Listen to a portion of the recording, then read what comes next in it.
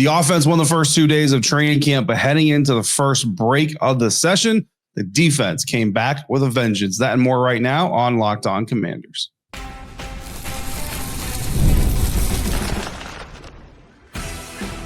You are Locked On Commanders, your daily podcast on the Washington Commanders. Part of the Locked On Podcast Network, your team every day.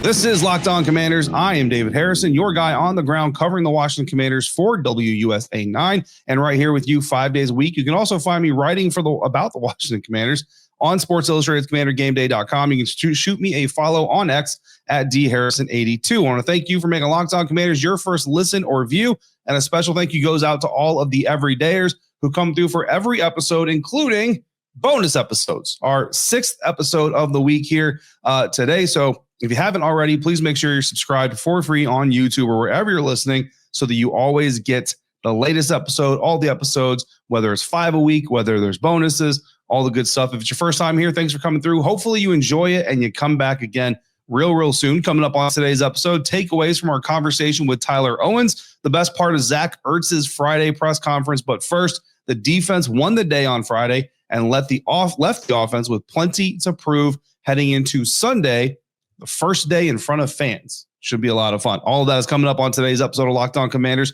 a proud part of the Locked On Podcast Network, your team every day. And today's episode is brought to you by Game Time. Download the Game Time app, create your account, and use the promo code LOCKEDONNFL to get $20 off your first purchase. So the main story coming out of Friday's practice was the defense's bounce back. Day 3 of training camp, we talked about it. The first 2 days had really been dominated by the offense, scoring multiple touchdowns in team drills, red zone drills, all kinds of stuff. Not necessarily like doing whatever they want against the defense, but certainly kind of showcasing and leveraging the fact that this period of training camp especially is kind of slanted towards the offense, right? Pass rushers can't tackle, they can't hit the quarterback, so there's no threat of that. You can't fully engage in the trenches. You can't fully, grab a guy and get him to the ground during your pass rush. The defenders very limited in contact. Linebackers, obviously, guys coming over the middle,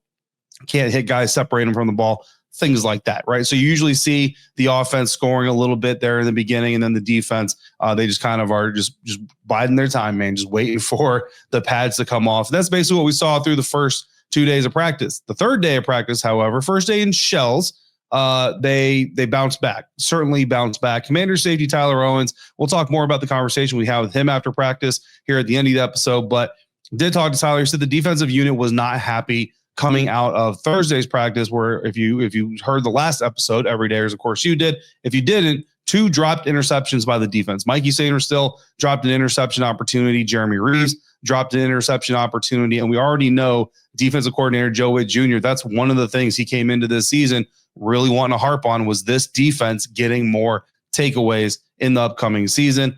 They certainly did so in spurts. They did a good job in certain games, right? Detroit Lions divisional round playoff win, certainly one of those games where the defense really stepped up and secured those takeaways for the Commanders. But too many times they either let passes slip through their hands or just missed out on opportunities. And that's something that Joe Witt Jr. wants to fix. So certainly seeing those interceptions hit the ground on Thursday just didn't sit well with Joe Witt, didn't sit well with the coaching staff, didn't sit well with the players either. So being able to capitalize on the opportunities on Friday, a big get back for the defense, a big rebound, and certainly something that's very, very encouraging. So overall, even though the offense didn't do great, I gave them a C grade, which some people might give them less, but I gave them a C grade coming out of this day, just the day individually.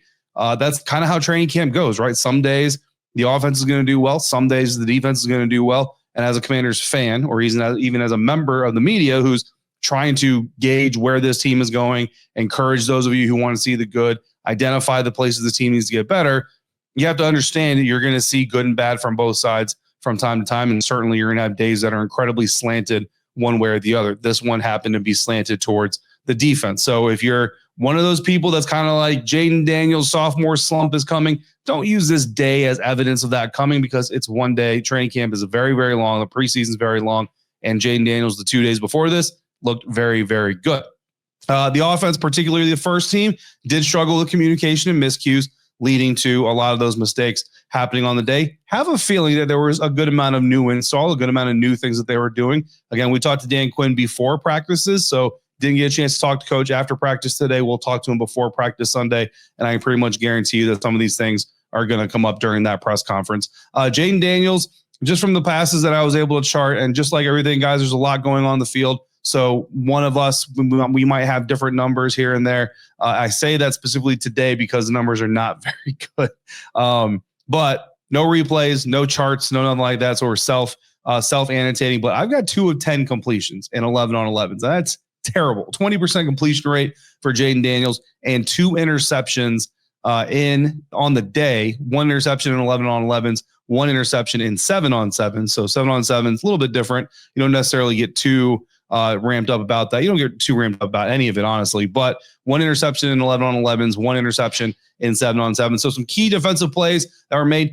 Very first pass of the 11 on 11 session on Friday, intercepted by cornerback Mikey Sainristil, picking off Jayden Daniels, returning it for a pick 6 touchdown. And it's not just a practice pick 6, it would have been a real life pick 6 as well. That roadway for Mikey to get to the end zone was clear. That pass was targeted for Zach Ertz. And then during 7 on 7s, Bobby Wagner was the one coming up with the interception on Jayden Daniels, again intended for Zach Ertz. And you just knew that Bobby Wagner had some things to say to Jayden Daniels after getting that interception. Honestly, Bobby kind of started the jaw jacking a little bit before that, but especially when he got his hands on a pass, you knew he had some things to say to little brother Jayden Daniels, and he certainly took advantage of it. At one point in 11 on 11s, cornerback Trey Amos actually came away with an interception, pass intended for Deebo Samuel. Deebo was not on the same page with his quarterback. Jayden Daniels threw it to a spot. Actually, no, it was Luke McCaffrey. I'm sorry. But Jayden thought Luke was going to be in one spot. Luke was in another. Timing route, ball comes out before the break happens. Luke broke one way, the ball went the other way. Trey Amos came up with a fairly easy interception. However, there was a defensive penalty on the play that negated the interception. So Trey Amos did certainly make that play, but the penalty would have erased it. And again, Joey Jr. not going to have a good time with that because it was a red zone drill. So you're down by your own end zone and you get a takeaway. Doesn't matter if the offense made a mistake or not. You get a takeaway. You capitalize on that opportunity. Defense penalty forgives the offense. It would have given them the ball right back on the exact same down they just execute with another chance to come after you. So those are the types of things that Joey Jr. is going to want to see his unit get cleaned up. Again, the offensive struggles were significant and significant enough that at least it looked to me, again, we don't get the practice script, right? So I can't really tell you, but typically when you see a team go into like field goal drills, that's kind of the last thing they're doing for the day. And this team went into field goal drills and pretty much all the reporters started walking towards the area where we wait for players to do off-field interviews and all that stuff. And the next thing we know, we're like, hey, wait a second, Jayden's back on the field. First team offense is back on the field. They're doing 11 on 11s again. A little bit of a surprise. So my impression of it, and again, this isn't confirmed yet because we haven't been able to talk to Coach Quinn, but my impression of it is either Coach Quinn, Coach Kingsbury, Jayden Daniels, or all of them said, hey, this isn't good enough. And we've got a little bit of time left in practice to use. So let's get another set in. They went out there, they did another set. I wish I could tell you it went better. It did not. It was pretty much just as bad. There was a pass intended for Deebo Samuel where Deebo was in one place and the ball was in another. Another pass intended for Jalen Lane where Jalen was in one place and Jayden and the ball was in the other. So again, just kind of more of the same. Honestly, didn't end it on any better of a note, but it kind of stood out. You're like, oh, the offense went out there again. Definitely had a vibe of we're going to try to end this on a better note. Unfortunately, it didn't happen. And it just kind of speaks to what Dan Quinn did say before practice, quote, we're our first opponent. And if we just stay in that mindset and absolutely love doing it together, you'll just find you just keep getting better and stronger against each other, end quote. The defense certainly got better on Friday against this Washington Commanders offense. The offense is going to have the opportunity now to bounce back on Sunday. And the best part is they're going to get to do it in front of you, the fans. So despite that rough day, Zach Ertz also noted that training camp is a time to work on these issues, right? Saying, quote, I think training camp is all about pushing your limits, teaching every single day. And if we do that individually, we'll obviously grow collectively, end quote. So as long as you're learning from the mistakes, right? You have the 3 interception day total. Marcus Mariota also threw an interception, that one intercepted by Tyler Owens. As long as you're learning from why these things happen schematically, why they happen from an execution standpoint, all of that stuff, you're going to get better. So the only way these bad days are losses is if you don't learn anything from it. So as long as they learn from it, which we'll see starting on Sunday, everything is going to be A-OK. Speaking of Zach Ertz, he did his training camp presser on Friday, so we're going to go over the best of what he had to say coming up next on today's episode of Locked On Commanders, part of the Locked On Podcast Network, your team every day.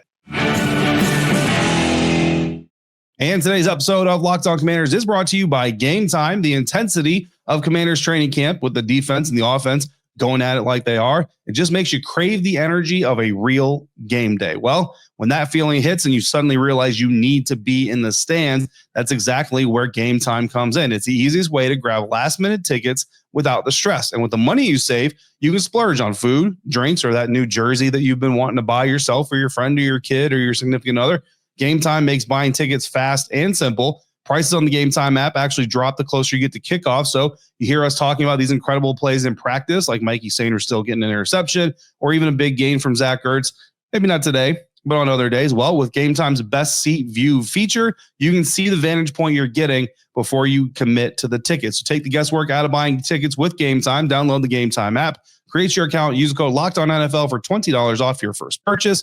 Terms apply. Again, create your account. Redeem the code LOCKEDONNFL for $20 off. Download the Game Time app today. Last minute tickets, lowest price, guaranteed. The offense has some new weapons this year, and we want to get Zach Ertz's take on how players like Deebo Samuel and Michael Gallup are fitting into the system. Here's what he had to say about the new look skill group and more on Friday. You were so high in Jayden last year, new going in and all that. But what are some of the bigger changes you've seen, even subtle changes that may make a big difference in his game? Even you're talking about Jayden? Yes. Yeah, I think just the comfort level. He's not in for any surprises. He knows exactly what he's getting into each and every day. There is no competing necessarily like he was last year with Marcus going into this. So I think everyone just knows it's his ship, and we're trying to do our best every day to improve as a team. But just his comfort level, he's always been so poised, such high confidence, but I feel like he's just taken another step. He's very efficient out there. He sees the game a certain way. He's talking to guys how he sees it, making sure everyone's on his page and not necessarily just how each individual sees the game. So yeah, I think he's taking even more ownership of this thing, as he should. You've talked about how DQ really takes care of his vets. Was there ever a moment for you where you keep pushing, and it was weird for you to get, hey, you're not practicing today, or we need you to slow it down? Yeah, I mean, some guys had off days yesterday. I was kind of supposed to be in that group, but he's receptive to my feelings as well. I've always been a guy that kind of just wants to overwork himself, so I need people like DQ to kind of keep me from myself, or so I don't go too far. And oftentimes I've gone too far where it ends in injury or whatnot. So DQ, the thing that's amazing about DQ, and it's not just in this situation, he over-communicates, which a lot of coaches, when players are just left to their own thoughts, it's a dangerous spot. You don't know kind of the motivation, the quote-unquote agenda, whatever it is. But DQ is very forthcoming in why he's doing something, why he was. It's like, you're not going to practice. Last year in training camp, I did practice every day. During the season, I didn't practice on Wednesdays, but I'm not going to practice every day in training camp this year. We had a long season last year. We want to have another long season this year. So oftentimes I need people to kind of keep me from myself, and DQ has just been amazing at that. Zach, usually with successful teams, coaches get rated, coordinators go to other teams. How rare is it to have pretty much the whole staff back from last year, that continuity in approaching training camp this year? You already kind of know each other. You're trying to make the next step. Yeah, I mean, I think it is very rare to have the success that we had last year. And coaches, that the entire coaching staff stays the same. Obviously, we had one or two changes here and there. But overall, I think it is rare. But at the end of the day, we are very fortunate as players to be in the same system a second year. Jayden's very fortunate to be in this system a second year. Because it is hard just to start from scratch. So even if it's the same system, it's a different caller. So you got to get used to a new play caller, even if they're calling the same plays. Sometimes the fundamentals change a little bit. The details change a little bit. So we're just glad everyone's back, and not to talk about last year at all. But we are very fortunate to be able to compete against each other right now with the same coordinators, same position coaches for the most part. So yeah, we're excited about the entire continuity of the group, and we just got to continue to get better. Talked about a lot of things that have stayed the same, and you talked about some things that have changed. Being able to add players like Deebo and Michael Gallup to the skill room, how do you think that helps the skill room, but also helps Jayden in year two? Yeah, I think if you look at our skill group, it's a very diverse skill set between players. I don't think there's just a bunch of guys that have similar traits, similar skills. So I think when you're able to have a bunch of varied talent levels, varied skill sets, it really allows the coordinators to kind of open up the playbook. A guy like Deebo, you can really do whatever you want with him as a chess piece. So I think he's going to be a huge piece of our offense. Really excited to see him going, especially when you get the pads on, because I know you can feel his physicality without pads on, but I know he's going to take it to another level when we get the ball in his hands in the games or preseason games or practice. And Michael Gallup has been impressive, man. For a guy that missed last year to be able to come in, show his athleticism, really humble guy. Really love coming to work with him, and really the whole group. Really humble, just want to work. Noah Brown, phenomenal player. So yeah, we're excited about that room. All right. Once again, that was Washington Commanders veteran tight end Zach Ertz, back for another year, looking good, man, looking healthy, still moving really well on the practice field. You can hear his excitement about the new additions, talking about the belief that they can have a big impact, the versatility that they give this offense, the diverse skill set, the chess piece, Deebo Samuel, who again continues, right? I told you guys this at OTAs. Deebo Samuel, short route guy, screen demon. Do not sleep on Deebo as a deep ball threat. They are certainly working on possibilities of Deebo Samuel attacking deep. And I'm not sitting here saying like it's going to be like this rebirth of Deebo and suddenly he's a deep ball guy all the time, things like that. But all the defense needs to have is an understanding that deep route from Deebo could be coming, and it just helps make things underneath for him all that much better. So also Michael Gallup, man. So Michael Gallup was injured during the mandatory minicamp. Didn't get to see him. Had the drop in OTAs. Had another drop in OTAs that was a tip drill that Trey Amos was able to come up with. So just not a great start, but certainly has looked good since training camp has started and made a lot of good plays, stretching out to get a couple of balls. Dan Quinn talked on Friday before practice about him showing kind of his athletic ability and his versatility as well. So Michael Gallup certainly having a good camp, man. So some guys, Nick Moore has shown up here and there. I mean, there's guys that are making some names for themselves. Undrafted free agent Ja'Cory Brooks, like it's going to be a tough decision on who to keep and who to put on the practice squad and who to just let walk away. Well, one of the players showcasing his versatility for the Commanders on defense is safety Tyler Owens. We caught up with him after practice on Friday. I'm going to share with you a little bit of what we talked about coming up next on today's episode of Locked On Commanders, part of the Locked On Podcast Network, your team every day. This episode is presented by Yahoo Fantasy. Fantasy football is back. It's time to fire up the group chat, get your draft board ready, and buckle up for a season filled with breakouts, busts, and all of the overreactions we live for. It's all going down on Yahoo Fantasy. This year, I'm playing on Yahoo Fantasy, and you should too, whether you're a first-timer or you're a veteran making it your millionth league. Just like we heard Zach Ertz talk about building an offense with a diverse skill set, that's exactly what you do in fantasy football. You know all about that. I've used fantasy football or Yahoo Fantasy for fantasy football for years now. I love the layout. I love how easy it is to scout and to build my own team of chess pieces, guys like Deebo Samuel, who can win you a week here and there. To celebrate 28 years of fantasy football greatness, Yahoo Fantasy is dropping 28 big new features over 28 days, giving you more ways to play, more ways to draft, and more ways to win, all beginning August 4th. So stay tuned as it gets started, and get started by creating and joining a Yahoo Fantasy League at yahoofantasy.com/LockedOnNFL. That's yahoofantasy.com/LockedOnNFL. And let's make this fantasy season the best one yet. Safety Tyler Owens came up with one of the biggest plays of the day. And as soon as he did, I said to myself, I said to Felix, got to catch up with him after practice. And we did. And I had my cell phone, which is what I use to make notes during practice, where I make all my notes of here's what Jayden did, and here's this guy who dropped a pass, got an interception, all this other stuff. And I went over and I asked Tyler to talk, and he said, yeah, man, let's do it. And I went to record it, and my phone said, bro, it is hot out here, and I'm not going to do it. Unfortunate situation for the practice. Super hot, but we did still have the conversation with Tyler. I at least wanted to be able to come back and deliver to you some notes of what we talked about. I will get Tyler on camera again at some point here in training camp, maybe early next week. Although I do have a plan to talk with Brandon Coleman first day in pads. I'm probably not going to be the only one, so it might be a scrum video. We'll see if I can get him one-on-one. More to follow on that. But did talk to Tyler Owens, and I did want to share what he had to say because he took time out to talk to me, understanding that he's talking to us. And like I said, guys, it was really, really hot out there. He really wanted to get inside the building just like everybody else did, get cooled off, get that recovery going. So respecting his time, let's talk about what he talked about. So Tyler Owens, very strong practice, made one of the day's 3 interceptions. He picked off Marcus Mariota while playing in what he called a single high look. he was kind of taking off that inside shade on the inside routes. Marcus Mariota targeted. Tyler was able to break on the ball and make a play for his defense. And it's really kind of an example because I was talking to another person in the media realm who has a very extensive football background as well. And we're kind of talking about how, like, right now, Tyler's the type of player that really plays at his best when he's chest up to the line of scrimmage. So when he's facing the line of scrimmage is where he's playing his best, allows him to see what's happening in front of him, identify it.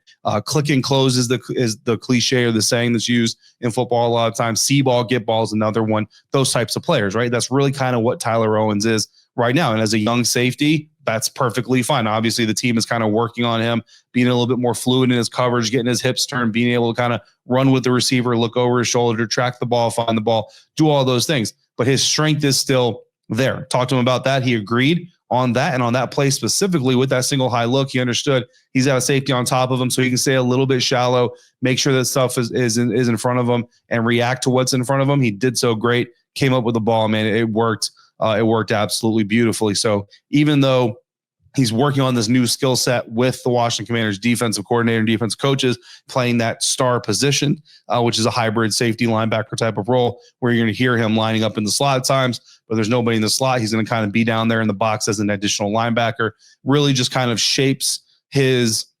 responsibility based on what the offense is doing, how they line up, how they motion, all of those things. So as he's doing that, you still see his strengths come out when they possibly can. That's really what this is all about, is figuring out how to use his strength in a new way to make him more versatile and have him have success in this new role that he's going to play. But it's not just a new role altogether. He did do a little bit of this in college. So he says he's got a little bit of familiarity with it. It's helping him with that learning curve. But he also admitted to me he's had a little bit of a slow start to training camp because he is learning so many different things. He's out there doing linebacker tasks, safety tasks, and slot cornerback tasks all at the same time, trying to learn it all at the same time, trying to be efficient at all at the same time. So he admitted a little bit of a slow start to him, but very solid day, very good day here, day 3 on Friday. So I was very proud of him, happy for him. He felt good about it. And you just kind of like the trajectory that Tyler Owens is on, and had to talk a little bit with him because I didn't think I was going to talk to him before Pad Day comes.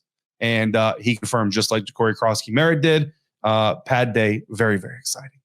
Somebody on the beat compared Pad Day, first day at Pads, to Christmas Day, and can't argue too much with that. Everybody loves seeing the Pads come on, and Tyler specifically kind of talked about the running backs are kind of feeling themselves a little bit right now, making some of these runs and kind of saying like, nah, you wouldn't have taken me down. I was good. I was through there. You know, that's a bad angle. You're not going to do that. But Tyler said when the Pads come on, there's no argument. There's no you wouldn't have or you couldn't have or you didn't. You either did or you didn't. And you either got taken down or you got away and broke away. So not gonna be a lot of talking when those Pads come on. There's gonna be a lot of popping. There's gonna be a lot of here's what happened, because there's no arguing with it. Of course, it's still team on team, so you're still not going 100%. I don't know, man. That first day might be like 95%, but after that, you're going like 80%. You know what I mean? And here in just a little bit, New England Patriots. That's when it's really going to kind of pick up. So he's looking forward to it. We're looking forward to it. And of course, we're also looking forward to Sunday, first day of training camp with fans present. I can't wait. You guys always make the environment more electric, more like a game scenario. And it's really cool. So looking forward to all of that. That's going to do it for today's episode. Next time on Locked On Commanders, we will be back at training camp on Sunday. In the meantime, if you got questions or comments, you can text them directly to me by becoming a Locked On Commanders insider at joinsubtext.com/LockedOnCommanders. And of course, as an insider, you're going to get text messages from me, including all of the updates and the rumors and everything I'm hearing about Terry McLaurin, which right now is not a whole lot of anything, unfortunately. But Locked On NFL Top 100 is out. Go to Locked On Sports today right now to find out how the entire Locked On NFL host network feels about your Washington Commanders and every other top 100 player on our list in the NFL. To the everydayers, I see you every day. I appreciate you every day, and I thank you today. All Commanders fans, I didn't get a chance to check the channel until Friday afternoon, but when I did, great news. We have gone over the 15,000 subscriber mark on YouTube. Man, I'll tell you, I'm just blown away. I cannot. It feels like just yesterday I was talking about us clearing the 14,400 mark, and here we are at 15,000. Super impressed, super humbled. Greatly appreciate all of you who support the program. Until next time, stay safe, be kind to one another. Have a great weekend. We're going to talk again real soon right here on Locked On Commanders, part of the Locked On Podcast Network, your team every day.